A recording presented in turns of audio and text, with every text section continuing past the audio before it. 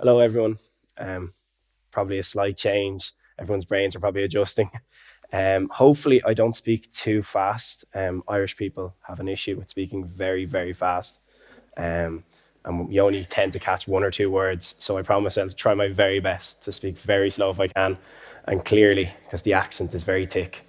Um, so, yes, as it says, my name's Harry McCann. I'm an entrepreneur, a public speaker, a media pundit, and a STEM geek, and a very proud geek, to say the least.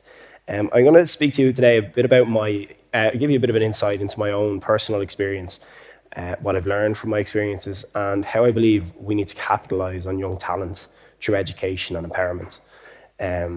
To tell you a bit about my story, I'm 19 years old. I'm from a small place in Ireland called Clane, which is population about 500 people. So it's a mere dot in the world. And when I was 15 years old, I founded my first business, which was called Kid Tech. And Kid Tech was a business which set out to teach the next generation about technology. So as a child, I was always fascinated about technology and how it worked and what made everything tick. And that received quite a lot of media attention. The business itself was supported by people such as British actor Stephen Fry and technology business such as BlackBerry. So at 15 years of age, I was thrown into the deep end of kind of media attention and the business world in general. And from that, I realized that around Ireland and around the world, there was so much young talent. There were so many young people doing such amazing things. And I realized I was very lucky. I was receiving a lot of attention. I was getting an awful lot of help from people. But this talent needed to be looked at. It needed to be nurtured. It needed to be encouraged. So in 2015, just before my 16th birthday, I founded the first digital youth council in the world. That brought together young people from all across Ireland who were doing amazing things in science, technology, engineering, and maths. Over this last 3 years, it turned 3 years old in August. And over the last 3 years, we've elected 4 different councils, and we've worked with businesses such as Facebook, Google, Twitter, some of the biggest tech companies in the world. And we've been very lucky to work with the Irish government on many occasions, and the Irish Prime Minister himself. But to be honest, the success is great, and it's something I'm very, very proud of, and as a group, we're very, very proud of. It's a youth-led organisation. But it's more than just bringing together of young people. It's the creating of opportunities for young people. It's showing them what's there. It's giving them a platform. It's giving young people a platform to show the work that they're doing and give them the opportunity to work with big businesses that they wouldn't get the opportunity to work with. So that's what we're most proud of. We're creating role models for the next generation and giving the next generation opportunities to have the chance to work in the tech industry, to have the chance to be using the greatest and biggest technologies and working with some of the biggest firms. For those of you who don't know what STEM is, sorry, I should have probably flicked your slides. I sometimes forget. There's some of my work with some various different people. But to tell you a bit about STEM, firstly, it's something I talk an awful lot about, but it's probably something I don't explain too well in regards to I talk about it and then I forget to explain it. So to explain STEM to you, for those of you who don't already know, STEM is a US term that's to bring together subject areas of science, technology, engineering, and mathematics for the purpose of education. But I always like to think of it as more than just the bringing together of subject areas. I like to think of it as a way of thinking, a way of learning. It's the reason we have phones in our pockets, electric cars in our roads, and even astronauts playing guitar live on Facebook now. It's really everything in the world around us, and that's what STEM is. And to be honest, it's given me so many opportunities, and I think the opportunity to move the world further in ways we never thought possible before. Parents in the audience who have kids are probably thinking that you struggle to get your teenagers to clean their bedrooms and look after themselves and do their homework and do general day-to-day stuff. And how can you empower them to go on and start a business or become involved in technology or become involved in their education? And it's quite a general thought. I think every time I speak around the world, it's something that a lot of people ask: is that how does that happen? And I think the media has given my generation an awful lot of different names: Generation X, Y, Z, the generation that should have just stayed in bed, who are Snapchatting their lives away and Facebooking every thought. And I suppose it's a very valid point in a sense, but I've seen an awful lot more, and I like to consider my generation to be the generation that has the opportunity to be one of the most powerful and one of the most world-changing generations ever. I've had the opportunity to travel all around the world and meet some amazing young people, truly amazing young people. I've been to the US and I've met Chris Suggs, who's a young person from Kingston in the US, who's managed to bring a community filled with violence and guns together to inspire peace. I've worked with three girls, Kira, Sophie and Emer from Ireland, who are working on a project to speed up the germination of plants, which, to simplify it, means that they're trying to solve world hunger.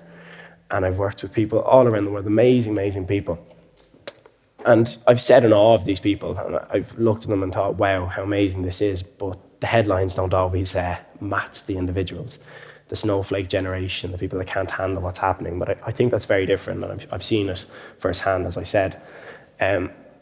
For almost 5 years, I've been mentoring in an organization, as a part of an organization called the Coder Dojo. I don't know if anyone's ever heard of the Coder Dojo.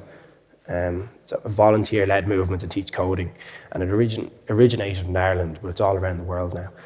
And I think there was one story, I suppose, that kind of showed the opportunities and kind of just showed for me what technology means and how it means to different individuals. There's a young kid called Calum in my class, and he's 8 years old. And Calum came into the class, and as I do with every class, brought him in, and I go, Calum, what's your interest? What's your main interest? And that's what we try to do. When I'm teaching coding, I think the most important thing is to try and match their interest. And Calum goes to me, washing machines. And he's an 8-year-old boy, and his fascination was washing machines. Now, I've had an awful lot of different answers to that question. I've had football, I've had sports, I've even had girls. But the interest for washing machines definitely did make me laugh. But in some shape or form, it's not strange. It's something that should be encouraged. Caleb made me wonder what washing machines might look like in the future. He built 10, 20, 30 games in the space of a year, all that included washing machines. That might seem crazy, but he made racing cars with washing machines. He made actual washing machines. He made everything. And he made me wonder what the future of technology looks like. And even if that is in the form of a washing machine, it still made me think. And I think that's important, to encourage young people to think that way.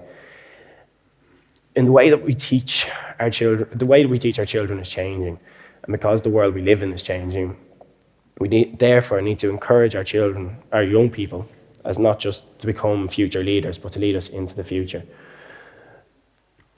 There it is there. Oh, sorry, my slide is actually missing at the bottom. I promise that was actually right when I looked at it last night. But yeah, that's pretty much what I just said anyway. It's that, although we keep speaking, and I think the media does it a lot, and as I'm sure as educators and generally we say it, that, the young people are our future, they're the leaders of the future. But I think it's important to also consider them as the people who are going to lead us into the future. And the big question is, how do we do this? And what does the future hold, I suppose? Thanks to technology, the only constant in our world is change. And the education system, I feel, needs to be the same. I'm not suggesting that we try to predict the future. I'm not suggesting we get a time machine, build a time machine and go into the future and hope that we can teach young people to do that. But rather, we need to teach our children to constantly see the unknown as an adventure and as an opportunity. A famous Irish poet, William Butler Yeats, once said, "Education is not the filling of a pail, but the lighting of a fire." And I think that's very true. And although it's an old saying, it still stands true today. We can't just fill our children with information and hope they will succeed. We need to inspire them to think outside the box, encourage them to think differently, and most importantly, empower them to do this. In February of this year, I took the TEDx stage in Vilnius in Lithuania, and I shared my thoughts on technology and education as a whole. I spoke of my work, as I just did with you, and young people in STEM, and how through STEM we can empower a generation. And this is truly something I believe in, and I'm a huge advocate for. My experience with introducing STEM into the classroom is that we create a learning environment that facilitates so many different learning styles. Educators in particular will know that we learn in different ways. Some of us are visual learners and need to really see things happen. And some of us are verbal learners and we need to get reading and taking notes and talking about things. And other are physical learners and we're really hands-on, and we really need to get to feel and touch things to really understand it. But the great thing about STEM is it can appeal to all learning styles in a way that education should. It should appeal to everybody in some way. I'm not saying that we can facilitate everybody to every single T, but I'm saying that we should try to appeal to the different learning styles and encourage them through their learning style to expand and to look at life differently, I suppose. Empowering young people starts by educating them in a way that encourages them to learn for themselves. And I'm a big advocate for this. I believe that it's great sitting in a classroom, it's great learning. And I suppose in Finland, you've learned, I suppose, really revolutionised education as a whole. In Ireland, I've always been quite disappointed by education, I won't lie, and I've spoken about that an awful lot. I feel that it's very much just a lot of teachers, students standing up, talking for a few hours and then go home and hopefully homework works out. But I believe that we need to be encouraged to try and fail and try again and then hopefully succeed. Need to teach them not to fish, I suppose, but not to give them the fish, but to fish. This can be done by adopting new techniques such as STEM into our education system. To most, STEM is just used to combine the academic disciplines of science, technology, engineering, and maths for the purpose of education. But for those who've seen it in practical applications, STEM is much more than that. I've been fortunate enough to meet with government officials and industry leaders over my time with the Digital Youth Council and with Kid Tech. The future of STEM and data protection and online safety and education are each subjects I've played a part in. But they also play a huge part in our lives. And youth in today aren't often given the opportunity to play a significant part in making decisions and forming the future. I sit at the table representing youth to give young people's perspectives, but the fact is consulting young people to tick a box every once in a while isn't acceptable, and it isn't the way forward. In order for us to empower young people, we need to involve them right from the beginning, the very beginning, and I mean right through the process. We empower young people by giving them a role and a voice and giving them the opportunity to map out the future. We need to be constantly meeting with students from every walk of life and including them in the process. This is not just the responsibility of teachers and educators, but it's also the responsibility of policymakers. And sooner this starts to embrace, the better the future will be for all of us, I suppose, for the generations coming through and the generation now. Tens of thousands of students are already playing active roles in technology and in education. They're researching and working on some of the world's biggest pressing issues. So when I say we need to capitalize on young talent, I mean we need forward thinkers. With an expanding population and limited resources, our planet cannot sustain us indefinitely. Some challenges we'll already know, probably more we can't even contemplate. STEM offers us a way into one resource that we don't know the limit of, the human brain. STEM empowers youth to ask the questions and to find the answers in a way that young people can do, with an open mind, which I believe is very important. Young people are the future and they have the power to create a significant impact, not only as they grow older, but also right now. As I said, with my work with the Digital Youth Council, I've had the opportunity to meet so many amazing kids who are doing the exact same thing. I think it's very important to realise these are only a small bunch of people all around the world. There's an amazing group of young kids. I think we can make every young person into an innovative and creative young person. Worldwide youth plays an important role in educating their peers and creating positive change, and we need to educate and motivate young people to be involved.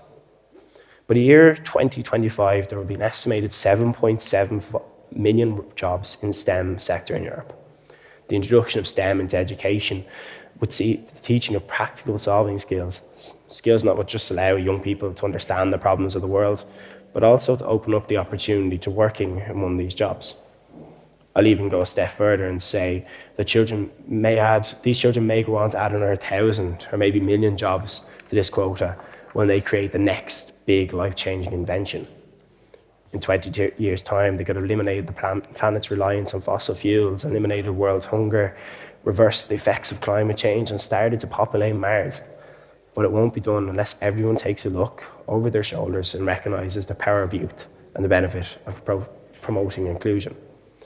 Finland is internationally renowned for education reforms and is already in a very strong place to develop systems that can encourage innovation. The world needs to keep up, The world needs to build a system that's the same and that also continues to move forward with the future.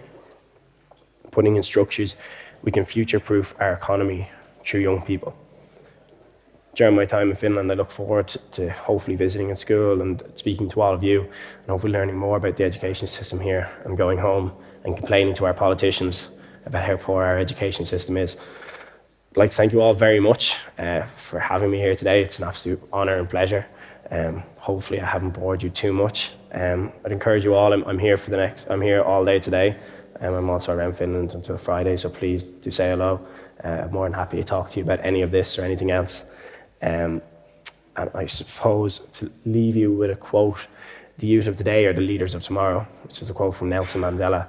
And it's something I believe very strongly in. As I said, it's not just about young people being the leaders of the future, but it's about leading us into the future. And I can't emphasize that enough. And anybody who thinks it's not doable, please do feel free to come up. And I'm more than happy to give a few more examples. But yes, thank you very much for having me. And enjoy the rest of the day.